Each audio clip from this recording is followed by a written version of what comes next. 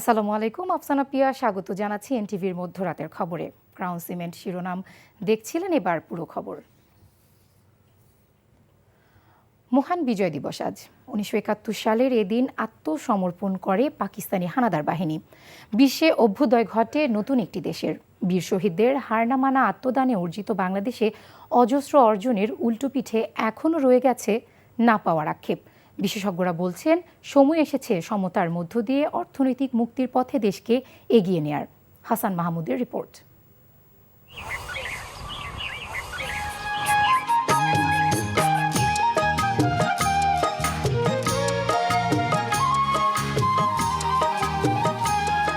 ছাপ্পান্ন হাজার বর্গমাইলের এক টুকরো লাল সবুজের ভালোবাসা, একটা আত্মপরিচয়, রক্তদামে কেনা মানচিত্র।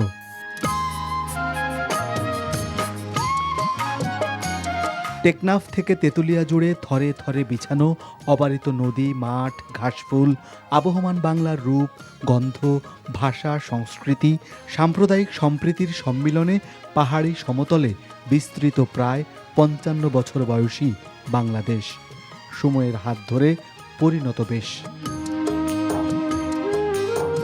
1971 সালের 16 ডিসেম্বরের রক্তমাখা বিজয়ে লেগে আছে শহীদের আত্মত্যাগের বীরত্বগাথা গৌরব।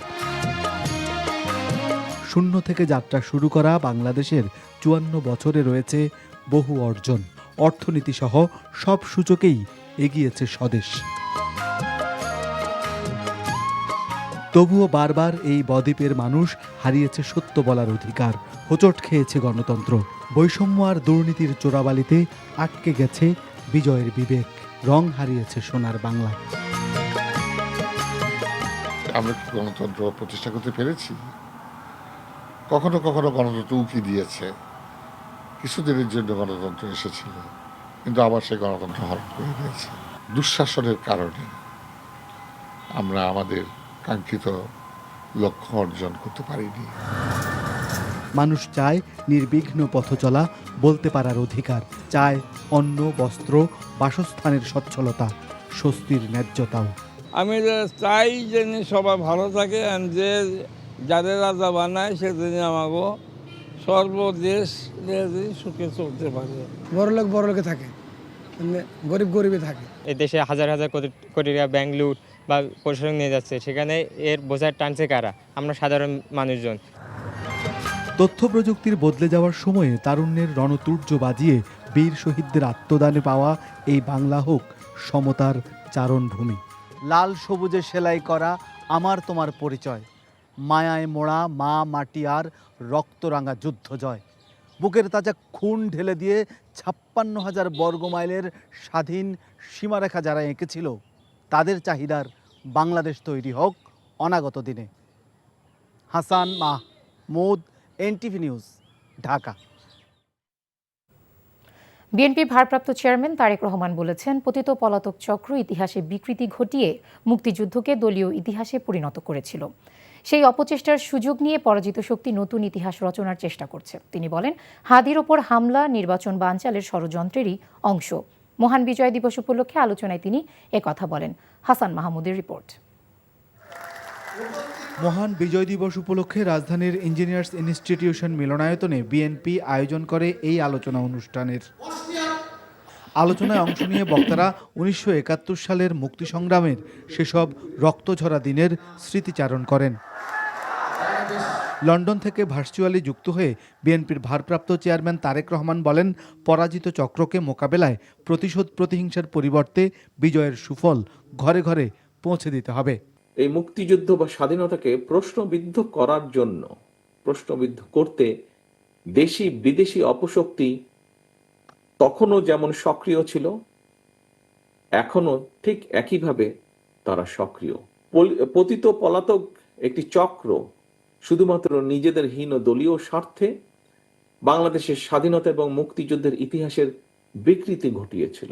আর এই অপরামদর্শী অপচেষ্টার কারণেই পরিস্থিতির সুযোগ নিয়ে এখন আবার মুক্তিযুদ্ধের পরাজিত একটি চক্র বিজয়ের নতুন ইতিহাস রচনার অপচেষ্টা তারা করছে। তারেক রহমান বলেন, নির্বাচন বানচালের ষড়যন্ত্র থেমে নেই।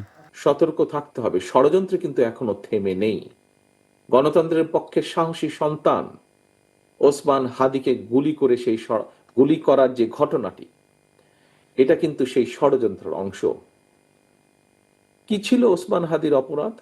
স্বাধীনতা প্রিয় গণতান্ত্রিকামী জনগণের শত্রুরা ঘাপটি মেরে রয়েছে। বিএনপি নেতারা বলেন, নির্বাচনকে নিয়ে চলছে নানামুখী চক্রান্ত। জনগণের ভোটে আমরা যদি নির্বাচিত হয়ে আসি, তাহলে আমরা নিশ্চিত করব যে জুলাই যোদ্ধা সকলকে আমরা নিরাপত্তা দেব। ইনশাআল্লাহ তাদেরকে আমরা কোন রকম অনিরাপত্তার দিকে ঝুঁকে দিব না। আওয়ামী লীগ না বলতে পারে, জামাত না বলতে পারে, কিন্তু বিএনপি এবং দেশের মানুষ এদেশের স্বাধীনতার ঘোষক হিসেবে শহীদ রাষ্ট্রপতি জিয়া রহমানকে জানবে। দেশকে এগিয়ে নিতে সবাইকে ঐক্যবদ্ধ থাকার আহ্বান জানান বক্তারা। Hasan Mahmud, NTV news, Dhaka.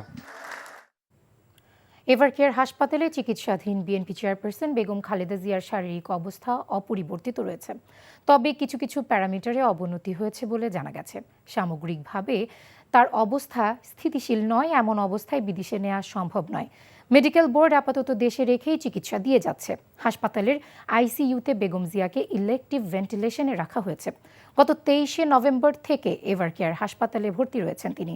সাবেক এই প্রধানমন্ত্রী দীর্ঘদিন ধরে হৃদরোগ, লিভার, ফুসফুস ও কিডনির মতো নানা জটিলতায় ভুগছেন। দেশি বিদেশি প্রায় 30 জন বিশেষজ্ঞ চিকিৎসকের সমন্বয়ে গঠিত মেডিকেল বোর্ড প্রতিদিন বৈঠক করে চিকিৎসা পদ্ধতিতে প্রয়োজনীয় পরিবর্তন আনছে। সার্বিক সহযোগিতায় রয়েছেন বড় পুত্রবধূ ডাক্তার জুবাইদা রহমান। ওসমান হাদির জীবন নিয়ে শঙ্কা প্রকাশ করে জামায়াতের ইসলামের আমির ডাক্তার শফিকুর রহমান বলেছেন, হাদির ওপর হামলার ঘটনায় সারা দেশের মানুষ যেখানে সমব্যথী, সেখানে সিইসির বক্তব্যে জামায়াত ক্ষুব্ধ। এমন বক্তব্যের ব্যাখ্যাও চান তিনি। সোমবার সন্ধ্যায় জাতীয় প্রেস ক্লাবে জামায়াতে ইসলামী ঢাকা মহানগরী দক্ষিণের উদ্যোগে আয়োজিত মহান বিজয় দিবস উপলক্ষে আলোচনা সভায় তিনি এসব কথা বলেন। সিইসির মতো গুরুত্বপূর্ণ জায়গায় বসে দায়িত্ব জ্ঞানহীন আচরণ না করার অনুরোধ জানান জামায়াত আমির। এদিকে তরুণ বিপ্লবীদের নিরাপত্তা নিশ্চিতে সরকারের কাছে দাবি জানান তিনি। ডক্টর শফিকুর রহমান বলেন, দেশের বাইরের কোনো শক্তি দাদাগিরি করুক সেটি কেউ চায় না।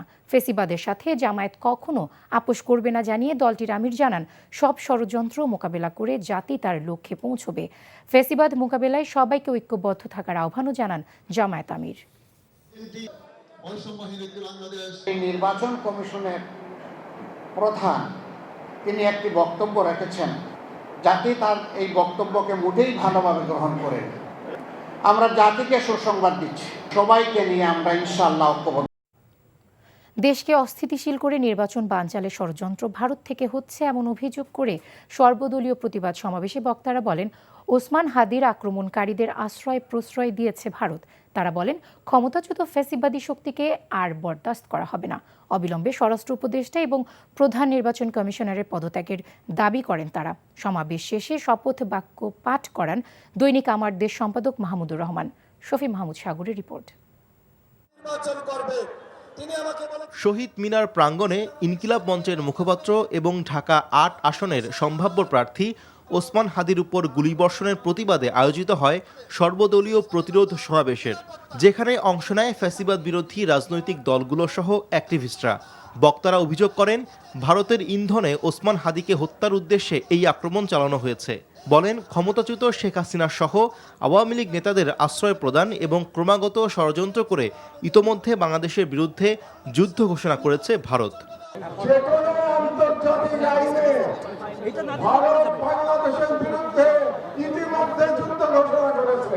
বাংলাদেশকে ভারতের গণরাজ্য যারা বানাতে চায়, আমাদেরকে যারা সেবাদান বানাতে চায়, এই দেশকে গ্রাস করার পরিকল্পনার অংশ হচ্ছে হাদির উপর আক্রমণ। বাংলাদেশের এই খলনায়করা কিভাবে প্রশাসনে ঘাপটি মেরে বসে আছে, বিভিন্ন রাজনৈতিক দলকে বিভ্রান্তির মধ্যে ফেলছে।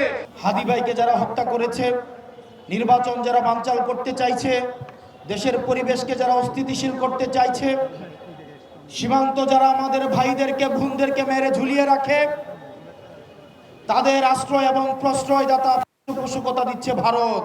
অন্তর্বর্তীকালীন সরকার জুলাই যোদ্ধাদের নিরাপত্তা দিতে সম্পূর্ণ ব্যর্থ হয়েছে উল্লেখ করে বক্তারা বলেন, আইনশৃঙ্খলা বাহিনী হাদির উপর আক্রমণকারীদের ধরতে কার্যকর পদক্ষেপ নেয়নি। ওসমান হাদির ওপর আক্রমণ বিচ্ছিন্ন ঘটনা, প্রধান নির্বাচন কমিশনারের এমন বক্তব্যের প্রতিবাদ জানিয়ে তারা দ্রুত স্বরাষ্ট্র উপদেষ্টা এবং নির্বাচন কমিশনারের পদত্যাগের দাবি জানান।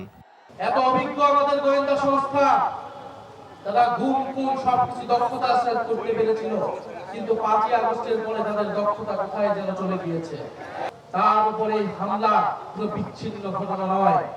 যে ইলেকশন কমিশন এই কথা বলে, সেই ইলেকশন কমিশনার দায়িত্বে থাকার কোনো নৈতিক অধিকার থাকে না। ভারতীয় আধিপত্যবাদে বাংলাদেশের স্বাধীনতা সার্বভৌমত্ব নিয়ে কথা বলার কারণে একটা মানুষ আজকে মৃত্যুর সাথে বাঁচা লড়ছে, এবং তার ঘটনাকে আপনারা বিচ্ছিন্ন ঘটনা বলে উল্লেখ করতে পারবেন? আমরা ক্ষমা করে যদি ভুল করে থাকি, তাহলে আমরা প্রতিজ্ঞা নিব যে আমরা আর ক্ষমা করব। যদি এই দেশের লড়াই এই দেশের বাইরে যায়, তাহলে এই দেশের মুক্তির লড়াইও এই দেশের বাইরে যাবে। এই বিক্ষোভ সমাবেশের সাথে সংহতি জানিয়েছে বিএনপি। সমাবেশ শেষ হয় শপথ বাক্য পাঠের মাধ্যমে।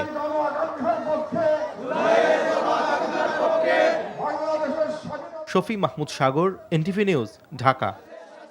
ইনকিলাব মঞ্চের মুখপাত্র শরীফ ওসমান হাদিকে হত্যা চেষ্টার ঘটনায় রাজধানীর পল্টন থানায় মামলা হয়েছে। মামলায় এ পর্যন্ত 5 জনকে গ্রেপ্তার দেখানো হয়েছে। এদিকে মামলাটি ডিবিতে স্থানান্তর করা হয়েছে। ঘটনার 2 দিন পর রোববার মধ্যরাতে হত্যা চেষ্টা, সংঘবদ্ধভাবে পরিকল্পিত অপরাধ, আগ্নেয়াস্ত্র ব্যবহার সহ বেশ কয়েকটি ধারায় মামলা করেন ইনকিলাব মঞ্চের সদস্য সচিব আব্দুল্লাহ আল জাবের। মামলায় ছাত্রলীগ নেতা ফয়সাল মাহমুদ করিম সহ অজ্ঞাতনামাদের আসামি করা হয়েছে। ওসমান হাদিকে গুলির ঘটনায় র্যাব 5 জনকে আটক করে পুলিশের কাছে হস্তান্তর করে। তাদের মধ্যে মোটরসাইকেলের মালিক হান্নানকে মামলায় গ্রেপ্তার দেখিয়ে রিমান্ডে নিয়েছে পুলিশ। তবে মূল অভিযুক্ত ফয়সাল ও আলমগীরকে এখনও গ্রেপ্তার করতে পারেনি পুলিশ। শেরপুরের নলিতাবাড়ি থেকে সীমান্ত পারাপারে সহায়তা করে এরকম সন্দিগ্ধ 2 জনকে আমরা আটক করেছি। 6 জন বলতে 4 জন আমাদের আটক গ্রেফতার, আর 2 জন এখনো পর্যন্ত তাদেরকে জিজ্ঞাসাবাদ করে দেখছি। তাদের যদি সংশ্লিষ্টতা পাওয়া যায় তাহলে সেই ক্ষেত্রে তাদেরকে মামলায় গ্রেফতার দেখানো হবে। প্রধান সাসপেক্ট, তার সাথে সংশ্লিষ্টতা এবং তার ব্যাপারে তথ্য যাচাই বাছাই করা থেকে আরম্ভ করে তাদের অন্য কোনো সংশ্লিষ্টতা আছে কিনা সেগুলো আমরা খতিয়ে দেখছি। এদিকে হাদিকে হত্যা চেষ্টার আসামিকে পালাতে সহায়তাকারী সন্দেহভাজন বেঞ্জামিন চিরাং সহ 2 জনকে শেরপুরের নালিতাবাড়ি থেকে আটক করেছে বিজিবি। ময়মনসিংহ বিজিবির সেক্টরের কমান্ডার কর্নেল সরকার মোহাম্মদ মুস্তাফিজুর রহমান এ তথ্য নিশ্চিত করে জানান, তাদের জিজ্ঞাসাবাদ করা হচ্ছে। তিনি বলেন, সীমান্ত এলাকা দিয়ে মানব পাচারকারী চক্রের অন্যতম ফিলিপ। তার সহায়তা ছাড়া সীমান্ত দিয়ে কেউ ভারতে প্রবেশ করতে পারে না। শুটার ফয়সাল করিম ওরফে দাউদ করিমের ভারতে পলায়ন রোধে সীমান্তে কঠোর নজরদারি বাড়ানো হয়েছে বলেও জানান তিনি।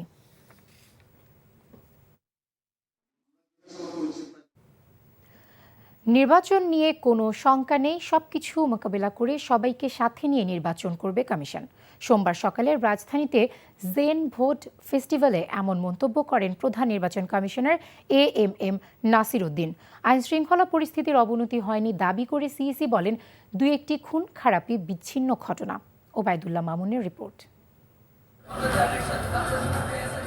রাজধানীর গুলশানের আলোকি কনভেনশন সেন্টার ভোটকেন্দ্র, বাইরে তরুণ ভোটারদের দীর্ঘ সারি, ভোট দেওয়ার জন্য অপেক্ষা। এবারই প্রথম ভোট দেবেন তারা। ভোটার তালিকা নিয়ে প্রস্তুত পোলিং এজেন্ট, পোলিং অফিসার, সহকারী প্রিজাইডিং অফিসার সহ নির্বাচনী কার্যক্রমে জড়িত আইনশৃঙ্খলা বাহিনীর সদস্যরাও। নিয়ম মেনে ভোট দিচ্ছেন সবাই। জাতীয় নির্বাচনের আগে এ ধরনের মক ভোটিং ভোট দানে উৎসাহের পাশাপাশি নির্বাচন প্রক্রিয়াকে সহজ করবে বলে মনে করছেন তরুণ ভোটাররা। আজকে এখানে ডেমো ভোট দিলাম, এটা হচ্ছে আমার দ্বিতীয় অভিজ্ঞতা। আগামী নির্বাচনে ভোট দিব ইনশাআল্লাহ। মজা পেলাম দিয়ে, ভালোই লাগলো, নতুন কিছু ট্রাই করছি, সো ভালো লাগছে। এই নির্বাচনটা আসলে সবথেকে জটিলতম নির্বাচন, তো আমরা আসলে এই নির্বাচন সম্পর্কিত বিষয়গুলো জানতেই আসলে এখানে আসা। ত্রয়োদশ জাতীয় সংসদ নির্বাচনে 4 কোটিরও বেশি তরুণ ভোটার রয়েছেন। তাই নির্বাচন কমিশন ও বিভিন্ন দাতা সংস্থার পক্ষ থেকে গুলশানের আলোকি কনভেনশন সেন্টারে দিনব্যাপী আয়োজন করা হয়েছে জেন ভোট ফেস্টিভ্যাল। অনুষ্ঠানে যোগ দেন প্রধান নির্বাচন কমিশনার AMM নাসির উদ্দিন।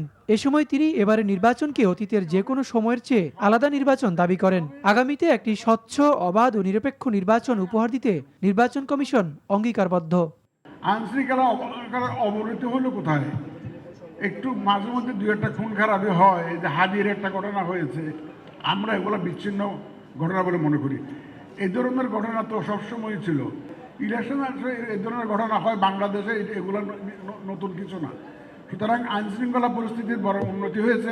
ইনশাল্লাহ আমাদের আইনশৃঙ্খলা বাহিনী সম্পূর্ণ প্রস্তুত যে ভবিষ্যতে যাতে ইলেকশনের সময় পর্যন্ত যাতে শান্তি শৃঙ্খলা যাতে বজায় থাকে। এবারের তরুণ ভোটাররাই আগামীর সরকার গঠনে মূল চালিকা শক্তি বলে আশা করা হচ্ছে। Obaidullah Mamun, NTV news, Dhaka.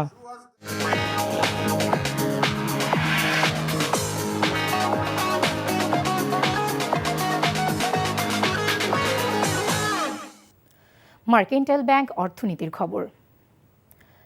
Remittance না বাড়লে দেশ পরিচালনা কঠিন হবে বলে মন্তব্য করেছেন এনবিআর চেয়ারম্যান আব্দুর রহমান। সোমবার সকালে রাজধানীর সিরডাপ মিলনায়তনে আয়োজিত সেমিনারে তিনি এ মন্তব্য করেন। তিনি বলেন, অপ্রয়োজনীয় জিনিস কেনায় আয়ের চেয়ে ব্যয় বেশি হচ্ছে, দরকার হলে ভ্যাটের হার কমানো হবে বলেও জানান এনবিআর চেয়ারম্যান। তত্ত্বাবধায়ক সরকারের সাবেক উপদেষ্টা রাশেদা কে চৌধুরী বলেন, আগামী নির্বাচিত সরকারের মূল চ্যালেঞ্জ হবে সুশাসন ও সুশিক্ষা নিশ্চিত করা। একই সঙ্গে বিনিয়োগকারীদের আস্থা অর্জনের দিকে নজর দিতে হবে বলেও জানান তিনি। বলেন, দেশের বিভিন্ন সেক্টরে নেওয়া সংস্কারগুলো বাস্তবায়নে এখনও তেমন দৃশ্যমান অগ্রগতি হয়নি। প্রবাসের খবর। মালয়েশিয়ায় বিএনপি চেয়ারপারসন বেগম খালেদা জিয়ার আশু রোগ মুক্তি কামনায় দোয়া ও মিলাদ মাহফিল হয়েছে। এনটিভির স্টাফ করেসপন্ডেন্ট কায়সার হামিদ হান্নান জানান, রাজধানী কুয়ালালামপুরে দোয়া ও আলোচনা সভার আয়োজন করে জাতীয়তাবাদী নবীন দল মালয়েশিয়া শাখা। সংগঠনের সভাপতি মোহাম্মদ হাশেম মোল্লার সভাপতিত্বে মোহাম্মদ ফারুক হোসেন ও মোহাম্মদ আজিম হোসেনের যৌথ সঞ্চালনায় প্রধান অতিথি ছিলেন মালয়েশিয়া বিএনপির সিনিয়র যুগ্ম সাধারণ সম্পাদক ডক্টর ওয়ালিউল্লাহ জাহিদ। প্রধান বক্তা ছিলেন মোহাম্মদ মিনহাজ মণ্ডল। বিশেষ অতিথি ছিলেন BM রাসেল রানা, মোহাম্মদ মারুফ শিকদার সহ অন্যরা। সভায় গণতন্ত্রের জন্য খালেদা জিয়ার অবদান তুলে ধরেন বক্তারা।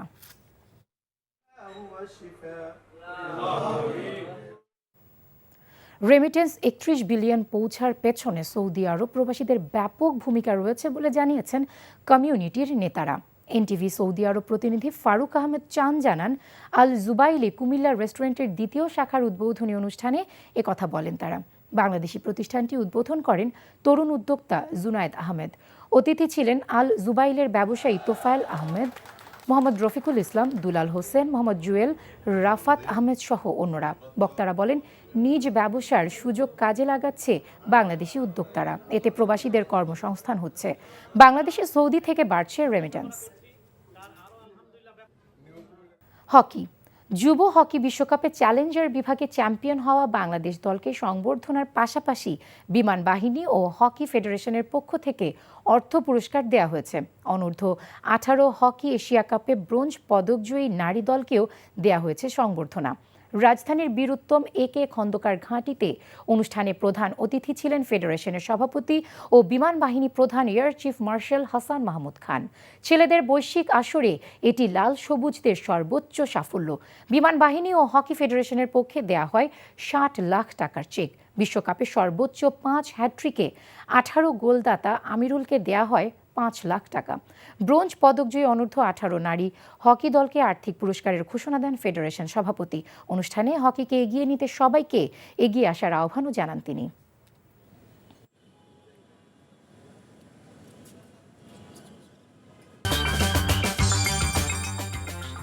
এই ছিল মধ্যরাতের খবরে। এই খবরের ভিডিও সহ আপডেট জানতে ভিজিট করুন NTV অনলাইন www.ntvbd.com। এছাড়াও NTVর জনপ্রিয় সব অনুষ্ঠান ও খবরের আপডেট জানতে ভিজিট করুন আমাদের ইউটিউব ও ভেরিফাইড ফেসবুক পেজ। ধন্যবাদ সবাইকে।